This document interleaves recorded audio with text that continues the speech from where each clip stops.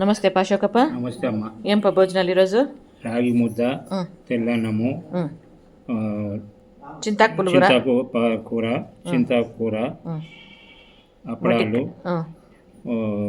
మజ్జిగ, మంచినీళ్ళు, మళ్ళీ తర్వాత కాకరకాయ గుజ్జు, అమ్మ నాన్న మొటికాయ తాలింపు, అరటిపండు, తాంబూలము, మంచినీళ్ళు, అమ్మ నాన్న ప్రేమ, అభిమానుల ప్రేమ, అందరి ప్రేమ. పక్కన నారాయణప్ప, దాని పక్కన పుట్టప్ప. ఫ్రెండ్స్ అశోకప్పకి కళ్ళు కనపడవు అనమాట. దానికనే కళ్ళకి ఆపరేషన్ చేయక ఎన్నిసార్లు పోచ్చామప్ప హాస్పిటల్కి? 3 సార్లు వచ్చాము. ఎందుకు చేయలేదు? మళ్ళా షుగర్ ఎక్కువ ఉండట్లా, షుగర్ కంట్రోల్లో లేని దానికి చేయలేదు. ఓకే అప్ప, థ్యాంక్ యూ అప్ప. ఇదండి ఈ పూట మన భోజనము. ఇంకా అశోకప్ప మాటల్లో విన్నారు కదా, తన కళ్ళ కనపడవు అన్నట్లుగా తనని తన భార్యని ఇద్దరిని కళ్ళు ఆపరేషన్ చేయించాలని హాస్పిటల్కి తీసుకెళ్ళాను మదనపల్లికి.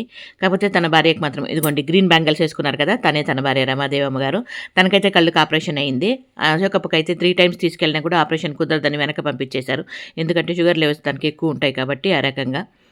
ఇంకా అలాంటి వ్యక్తికి అరటిపండు పెట్టారు కదమ్మా అంటే, ఇక్కడ చూడండి సరోజమ్మ ప్లేట్లో అరటిపండు లేదు, ఎందుకంటే ఆమె వడ్డించుకోలేదు కాబట్టి.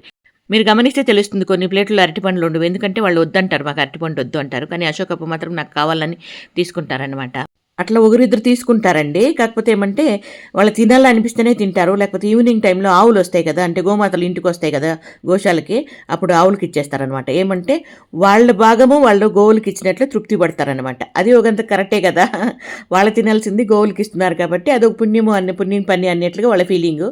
కరెక్టే అని నాకు కూడా అనిపించింది. ఇది ఇప్పుడు మన చిన్న వీడియో. మీకేమనిపించింది అనేది కమెంట్లో తెలియజేయండి. ఓకేనా? Thank you.